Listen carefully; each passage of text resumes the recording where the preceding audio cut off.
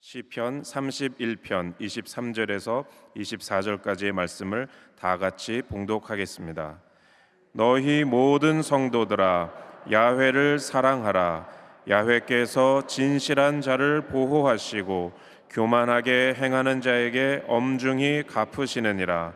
야훼를 바라는 너희들아 강하고 담대하라. 아멘. 오늘 시편 31편 23절 24절 말씀 가지고 주님을 사랑하라, 이 같은 제목으로 함께 말씀의 은혜를 나누기 원합니다. 제목을 따라해 주시기 바랍니다. 주님을 사랑하라. 주님을 사랑하라. 우리 기독교 신앙의 가장 위대한 힘은 하나님 사랑에 있습니다. 하나님은 사랑의 본체가 되십니다. 요한일서 4장 7절로 8절에 성경은요 같이 말씀합니다. 사랑하는 자들아 우리가 서로 사랑하자. 사랑하는 하나님께 속한 것이니 사랑하는 자마다 하나님으로부터 나서 하나님을 알고 사랑하지 아니하는 자는 하나님을 알지 못하나니 이는 하나님은 사랑이심이라. 우리가 예수 믿고 성령으로 충만하여 주님의 사랑 안에 거하게 될 때 모든 문제와 어려움을 이기고 승리하는 삶을 살아갈 수 있게 되는 것입니다. 한평생 하나님 앞에 귀하게 쓰임받았던 다윗 왕이 시편에서 이와 같이 우리에게 권면합니다. 주님을 사랑하라. 오늘 첫 번째 메시지는 주님을 사랑하라고 하는 것입니다. 시편 31편 23절에 이와 같이 말씀합니다. 너희 모든 성도들아 야훼를 사랑하라. 모든 성도들아, 모든 하나님의 백성들아, 하나님을 사랑하라. 우리 주 하나님을 뜨겁게 사랑해야 됩니다. 주님을 사랑할 때 하나님의 은혜가 우리에게 임하게 되는 것입니다. 우리의 구원자 되시고 우리의 창조주 되시는, 우리의 모든 것 되시는 주님을 뜨겁게 사랑해야 합니다. 시편 18편 1절의 고백입니다. 나의 힘이신 자여 내가 주를 사랑하나이다. 나의 힘이 되시고 능력이 되시고 생명이 되시고 방패가 되시고 모든 것 되시는 주님, 내가 주님을 사랑합니다. 우리가 전심을 다하여 주님을 사랑할 때 주님의 은혜와 축복이 우리에게 임하게 되는 것입니다. 우리가 전심을 다하여 주님을 사랑하게 될 때 모든 환난과 어려움을 이기게 만들어 주시고 우리 삶 가운데 풍성한 주님의 축복이 임하게 만들어 주시는 것입니다. 하루는 한 율법사가 예수님께 와서 물었습니다. 모든 계명 중에 가장 큰 계명이 무엇입니까? 예수님 당시 10계명을 중심으로 해서 만든 613계명을 저희들이 지키고 있었습니다. 613개 계명이 크게 두 가지로 나뉩니다. 365계명은 하지 말라는 것이고 248계명은 하라는 것입니다. 그래서 우리가 주님 말씀대로 하지 말라는 것을 하지 않으면 되고 해야 할 것을 하게만 하면 하나님의 은혜가 임하게 되는 것입니다. 그때 예수님께서 이렇게 답변하셨습니다. 마태복음 22장 37절입니다. 예수께서 이르시되 내 마음을 다하고 목숨을 다하고 뜻을 다하여 주 너희 하나님을 사랑하라 하셨으니. 할렐루야. 마음을 다하고 목숨을 다하고 뜻을 다하여 주 하나님을 사랑하라.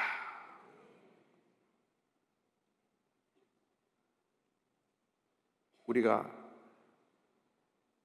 이 주님의 말씀 앞에 우리 자신을 비춰보아야 합니다. 정말 우리가 마음을 다하고 뜻을 다하고 목숨 다하여 주 하나님을 사랑하고 있는가? 하나님 제일주의 신앙을 살아가고 있는가? 언제나 하나님 영광을 위해서 우리가 살아가고 있는가? 우리 삶 속에 감사와 찬양이 넘쳐나고 있는가? 우리 자신을 살펴보아야 합니다. 시편 30편 4절입니다. 주의 성도들아 야훼를 찬송하며 그의 거룩함을 기억하며 감사하라.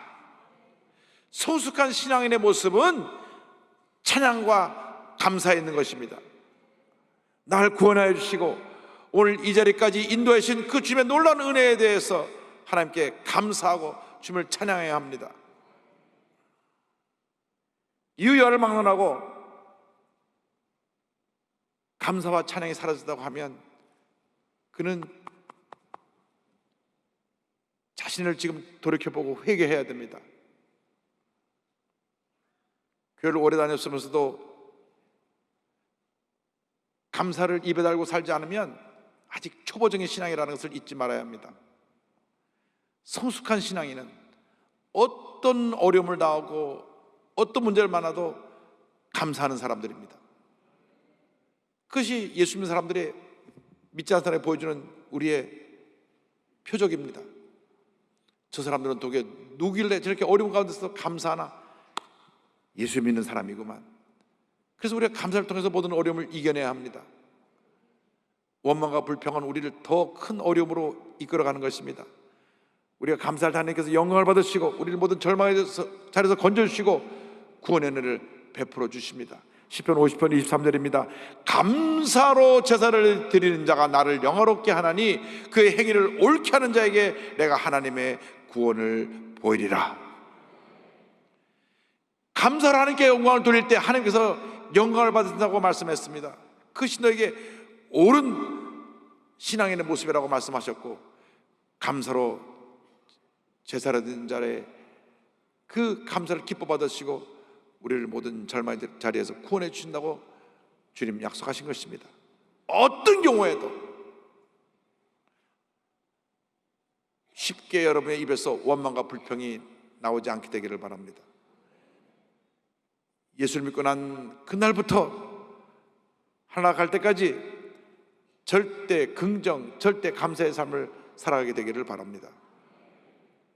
왜 우리가 불평합니까? 왜 우리가 원망합니까? 왜 우리가 부정적인 얘기를 합니까? 그것은 하나님을 전적으로 믿고 의지하지 아니하고 늘 자기가 중심에 서 있기 때문에 그렇습니다. 그래서 자기에게 좋은 일이 있을 때는 기뻐하고 감사하는데, 조금만 나에게 불이익이 있고 손해가 되고 사람들이 나를 알아주지 아니하고 내가 무시당했다 하면 불평이 나오게 됩니다. 이것은 성숙한 신앙인의 모습이 아닙니다. 그건 초보적인 신앙입니다. 어린 아이들이 배고플 때 울고 떼를 쓰고 자기의 얘기를 들어달라고 하는 것이지, 어른이 된 다음에는 배고프다고 떼쓰고 울지 않습니다. 열심히 일해서 자기 앞가림을 하는 거죠. 우리가 신앙인이 되어서 이제는 절대 긍정, 절대 감사로 주님께 영광 돌리며 승리의 삶을 살아가기를 주님의 이름으로 축원합니다. 첫째로 우리가 주님을 뜨겁게 사랑해야 되고, 둘째로 우리는 주님 앞에 진실하게 살아야 합니다. 31편 23절에 성경은 말씀합니다. 야훼께서 진실한 자를 보호하시고 교만하게 행하는 자에게 엄중히 갚으시느니라. 하나님은 하나님 앞에서 진실된 자를 사랑하시고 보호하시고 복을 내려주시고 교만한 자는 물리치시는 것입니다. 그렇기 때문에 우리가 한평생 살아가는 동안 하나님 앞에서의 의식을 가지고 맡겨진 일에 최선을 다하며 주님께 영광 돌리는 삶을 살아야 합니다. 그때 하나님께서 우리에게 복을 내려주시는 것입니다. 여러분이 어디서 무엇을 하든지 간에 그곳에서 하나님께 인정받는 모습으로 최선을 다하시길 바랍니다. 그러면 직장에서도 인정받게 되고 사업장에서도 인정받게 되고 우리가 있는 그 어디서든지 사람들에게 인정받고 칭찬을 받게 됩니다. 그런데 우리가 하나님 앞에서 의식을 갖고 최선을 다하지 아니하고 적당히 타협하고 살면 사람에게도 인정받지 못하고 하나님 앞에서도 인정받지 못하는 것입니다. 매사에 무엇을 하든지 하나님 앞에서의 의식을 가지고 하나님을 기쁘시게 하는 삶을 살아가시기 바랍니다. 맡겨진 일에 최선을 다할 때 하나님께서 우리에게 복을 내려주시고 우리 삶의 모든 어려움을 이기게 만들어주시고 큰 하나님의 은혜가 임하게 해주시는 것입니다.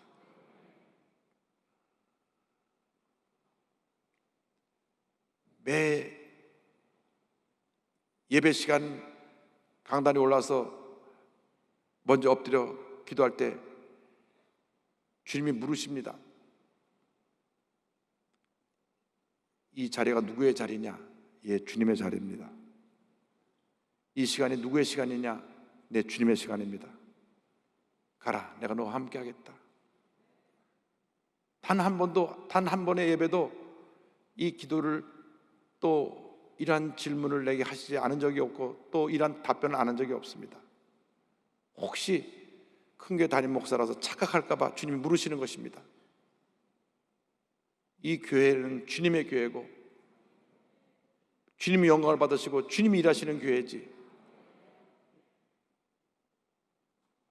저는 그냥 큰 심부름꾼이고 우리 모두 주님의 심부름꾼일 뿐인데 우리가 받을 영광은 없는 것입니다. 모든 영광은 우리 주님이 받으시는 것입니다. 독일의 종교개혁자 마르틴 루터는 1517년 10월 31일 비텐베르그 성당 앞에 95개족의 항목을 써붙여놓고 종교개혁을 시작했습니다.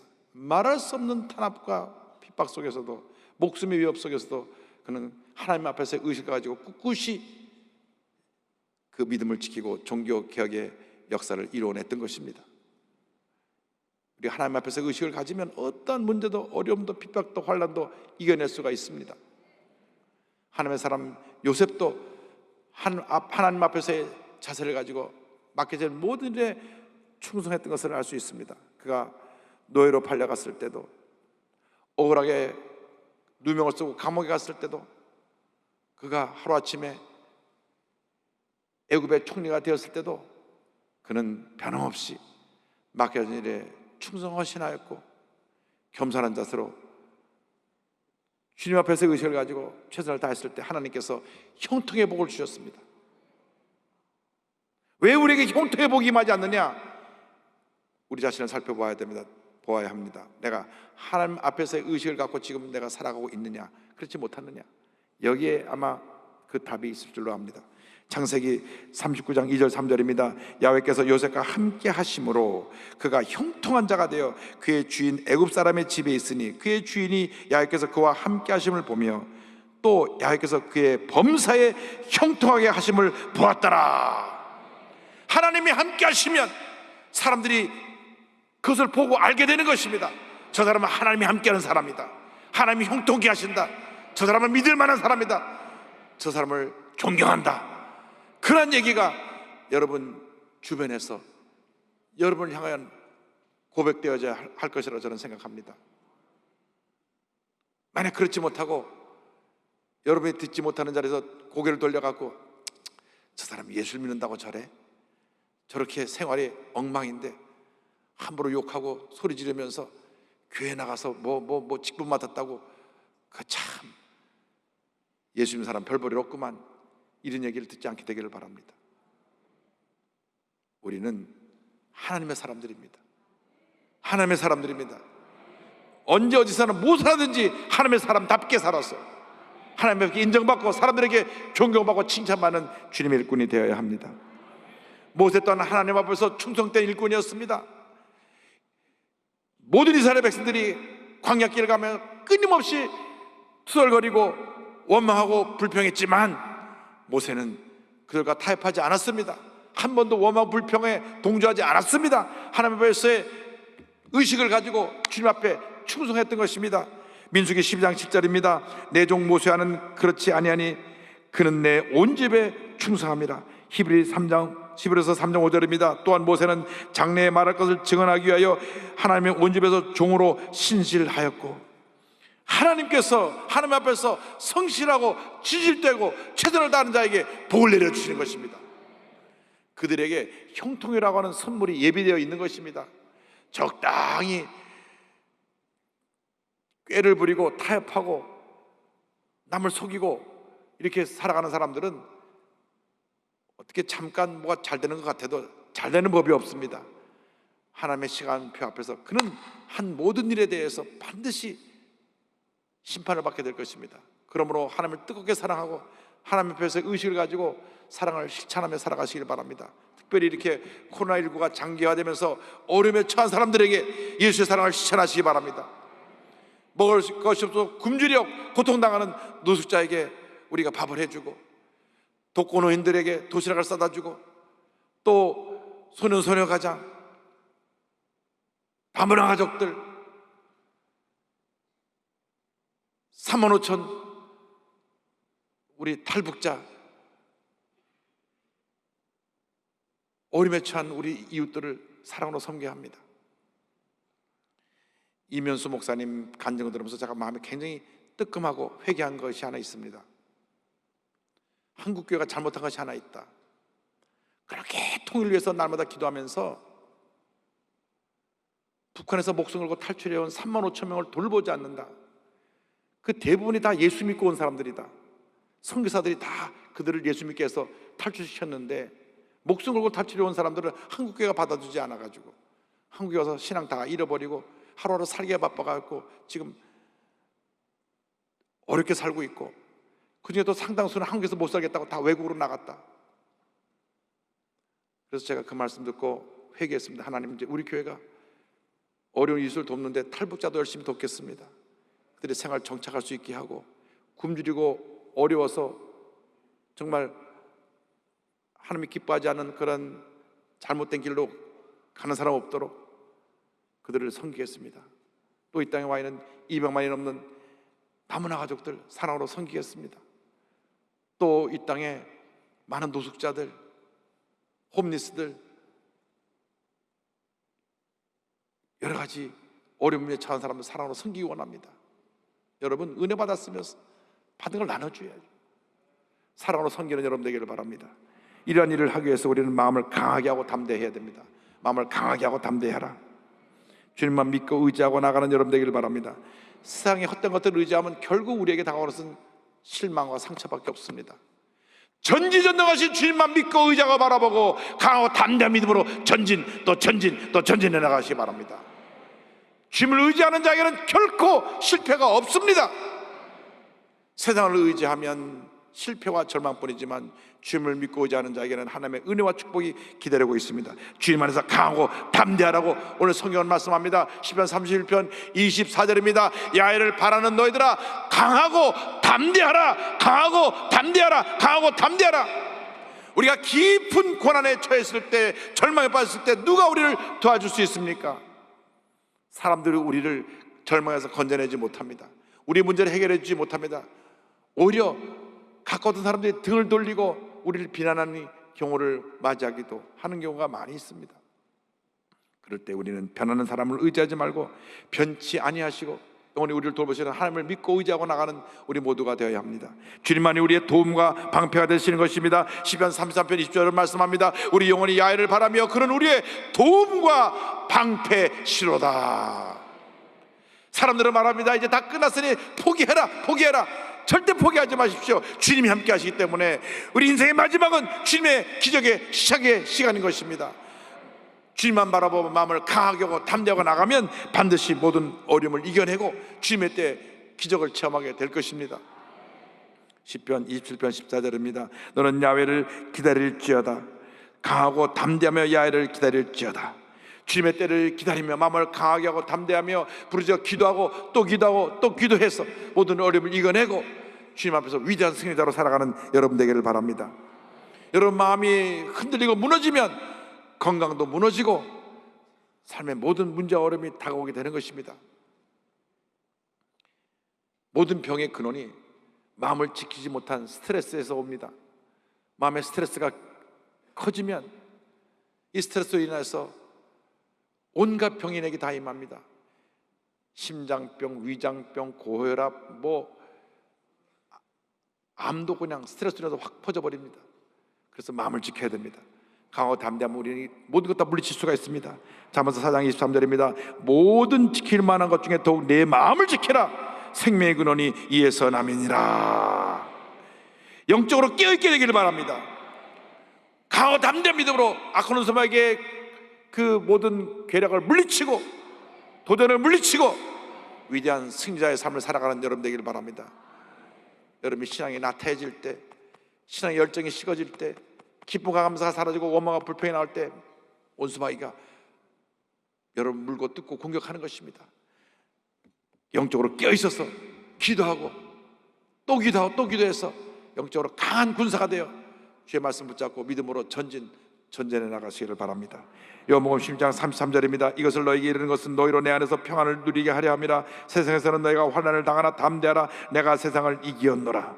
내가 세상을 이기었노라. 내가 세상을 이기었노라. 세상을 이기신 예수님이 우리와 함께하고 계신 것입니다. 주님과 함께 우리가 믿음의 전쟁을 해나갈 때 모든 흑암의 권세가 물러갈 것입니다. 홍해가 갈라지듯이 우리 앞에 놓인 모든 장벽이 무너지고 길이 열리고 주님의 기적이 임할 것입니다. 주님 앞에 낙심하지 말고 부르짖어 기도하시길 바랍니다. 시편 34편 4절입니다. 내가 야훼께 간구하매 내게 응답하시고 내 모든 두려움에서 나를 건지셨도다. 약속의 말씀을 꼭 붙잡고 응답이 올 때까지 부르짖어 기도하고 또 기도하고 또 기도하고 또 기도해서 주의 기적을 다 체험하는 여러분 되기를 바랍니다. 내가 절대 마음 약해지지 말고 마음 무너지지 말고 강하고 담대한 믿음으로 가지고 전진해 나가야 합니다. 그래서 이사야 40장 10절은 이와 같이 권면합니다. 두려워하지 말라. 내가 너와 함께함이라. 놀라지 말라. 나는 내 하나님이 됨이라. 내가 너를 굳세게 하리라. 참으로 너를 도와주리라. 참으로 나의 의로운 오른손으로 너를 붙들리라. 약속의 말씀을 붙들고 나아가면 우리들이 당한 문제는 더 이상 우리의 문제가 아니라 이제는 주님의 문제가 되어서 주님이 그 문제를 대신 짊어져 주시고 해결해 주시는 것입니다. 우리는 오직 말씀에 순종하고 눈물로 기도하고 주의 뜻을 실천하기 위해서 믿음으로 전진해 나가기만 하면 하나님이 역사하시는 것입니다. 여호수아서 1장 9절입니다. 내가 내게 명령한 것이 아니냐. 강하고 담대하라. 두려워하지 말며 놀라지 말라. 내가 어디로 가든지 내 하나님 야훼가 너와 함께 하느니라 하시니라. 절대 긍정, 절대 감사의 믿음으로 무장해서 전진해 나아가면 하나님의 은혜가 임하는 것입니다. 주님을 믿고 의지하는 자에게 주님께서 독수리의 날개치며 올라간 것 같은 새 힘을 공급해 주실 것입니다. 이사야 40장 31절입니다. 오직 야훼를 앙망하는 자는 새 힘을 얻으리니 독수리가 날개치며 올라간 것 같을 것이요 다른 박질하 해도 곤비하지 아니하겠고 걸어가도 피곤하지 아니하리로다. 강하고 담대한 믿음으로 전진해 나가는 여러분 되기를 바랍니다. 하나님이 함께 하시면 어떤 문제도 절망도 넉넉히 이길 수가 있습니다. 섬마을에서 한평생 선교에 힘쓰다가 6.25 전쟁 중에 순교하신 문중경 전사님을 소개합니다. 1891년 전남 신안군에서 태어나셔서 17살 때 남편의 얼굴도 모른 채 중도로 시집을 갔는데 이 남편이 자기 부인을 내버려 두고 육지로 건너가서 딴 살림을 차렸습니다. 그래서 남편 없이 시부모님만 20년을 넘게 모셨어요. 시부모님이 다 돌아가시고 난 후에 이제 목포로 건너옵니다. 거기서 어느 한 분의 전도를 받았어요. 참 전도가 중요합니다. 믿지 않은 분들에게 복음을 전할 때 그의 운명이 바뀌어지게 되는 것입니다. 그날 우리 문중경 전사의 운명이 바뀌어졌습니다. 남편에게 받아야 할 사랑보다 1000배만배나 더 큰 주님의 사랑을 체험하고 난 다음에 오직 주님을 위해 살리라. 남편을 용서하고 주님을 뜨겁게 사랑하며 이와 같은 고백을 했습니다. 이제 죽어도 여한이 없지만 내가 받은 예수의 사랑을 다른 사람에게도 전해야겠다. 그래서 1931년 40세의 나이에 신학교에 들어가서 신학교를 졸업하고 난 다음에 신안 앞바다에 수많은 섬을 다니면서 복음을 전합니다. 그런데 참 이분의 사역 가운데 귀한 것은 그 당시 참 가난하고 헐벗고 굶주린 사람이 많았기 때문에 어디를 가든지 먹을 것을 얻어다가, 특별히 잔집에 가서 음식을 얻어다가 굶주리고 죽어가는 사람들에게 나누어 줍니다. 또 부잣집에 가서 안 입는 옷, 헌옷을 좀 달라 그래서 옷을 얻어다가 추위에 덜덜 떨고 있는 사람들에게 나누어 주었습니다. 장티푸스 전염병이 확산되어서 가족들조차 다들 피할 때 오히려 문중경 전사님 그분들 찾아가서 간화해주고 세상을 떠나면 장례식을 치러 주었습니다. 그러니까 그의 사랑의 헌신으로 많은 사람들이 예수를 믿게 되었습니다. 또 목소리가 좋았던가 봐요. 그 당시는 TV도 없고 무슨 오락기도 없을 때 동네 옥에서 찬송을 부릅니다. 예수 사랑하시면 거룩하신 말 했어요. 사람들이 누가 와서 노래 부르나 무슨 가수가 왔나 하고 모여들어서 노래를 들으면 생전 듣도 보도 못한 노래니까 노래 듣고 있는 사람들에게 이 가사를 설명해 주면서 또 전도를 합니다. 이렇게 열심히 복음을 전해서 6년 동안 그 지역에 3개 교회를 세웠어요. 임자진리교회, 중동성결교회, 대초리 성결교회를 세우고 3개의 기도처를 세웠습니다. 이성봉 목사님 말씀에 의하면은 얼마나 열심히 복음을 전했는지 한 해 동안 고무신이 9켤레가 달았다 그랬습니다. 이렇게 하나님을 사랑하고 주의 사랑을 실천했던 문정경 전도사님은 6.25 전쟁 때 공산군에 붙잡혀 순교했습니다. 참 더 많은 일을 할 수 있을 텐데 안타까운 마음이 있지만 그분이 남긴 많은 업적 열매는 지금도 우리 한국 사회에 큰 영향력을 끼치고 있습니다. 그분의 영향력으로 증도섬의 인구 90%가 다 예수를 믿게 되었어요. 우리 대한민국이 20% 정도밖에 예수를 안 믿고 있는데 그 섬에는 90% 예수 안 믿는 사람이 오히려 거꾸로입니다. 너 아직도 예수 안 믿었냐고 할 정도로 다 예수를 믿게 되었고, 1,400개 섬에 약 100여 개 교회가 세워졌고, 그분의 전도를 통해서 큰 하나님의 종들이 많이 나왔습니다. 대학생 선교를 창설한 김준곤 목사님, 성결교회 대표가 되는 이만신 목사님, 한시대 총장을 역임했던 고재식 박사님, 또 한국교회 치유상담을 맡고 있는 정태기 목사님 등 많은 주의종들이 배출되었습니다. 정태기 목사님께서 문준경 전사님의 삶을 떠올리면서 이와 같이 효고했습니다. 외로움과 서러움이 한이 되어 신음하던 여인 문준경이 예수님을 만나면서 강한 여인이 되고 나중엔 하나님 나라의 장군이 되어 암흑으로 살던 도서지방을 성령의 불로 변화시켰습니다. 그녀는 두려움이 없는 사람이었습니다. 신앙의 힘으로 모든 두려움을 극복했을 뿐 아니라 신앙의 힘으로 무엇이든 할 수 있다는 사실을 보여준 분이십니다. 할렐루야!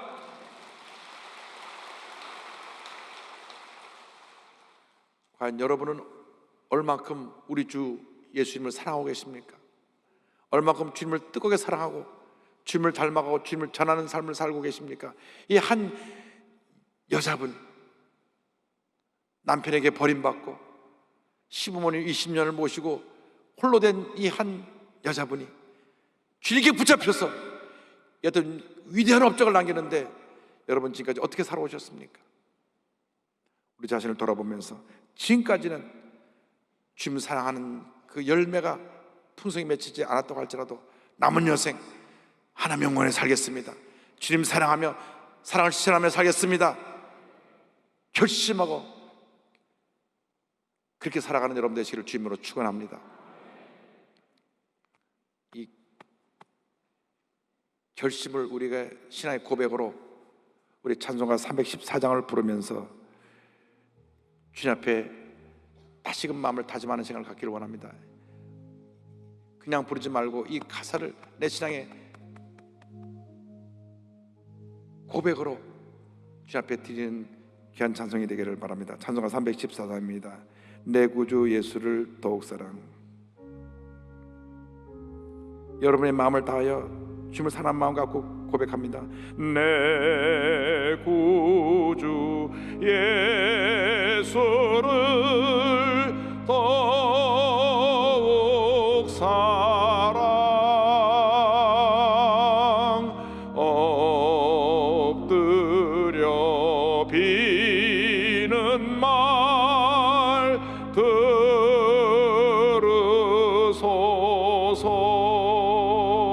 들으소서. 내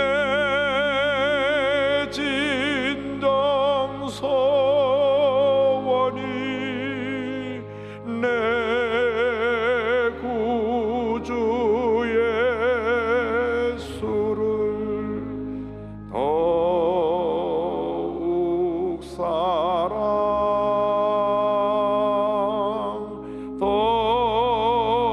더욱 사랑. 2절 하겠습니다. 이전엔 세상 낙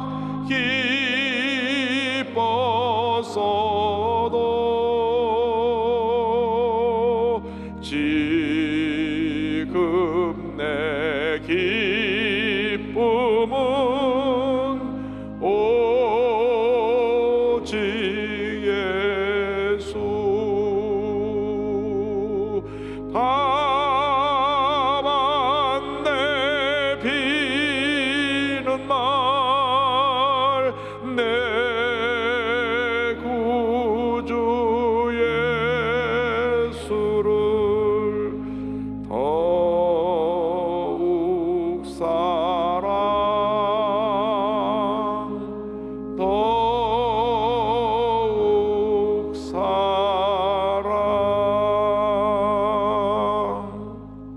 기도하겠습니다. 사랑과 은혜와 자비가 무한하신 하나님 아버지, 내 구주 예수를 더욱 사랑, 더욱 사랑, 이것이 한평생 우리의 신앙의 고백이 되게 하여 주옵소서. 그렇게 살게 하여 주옵소서. 예수님의 이름으로 기도드립니다. 아멘.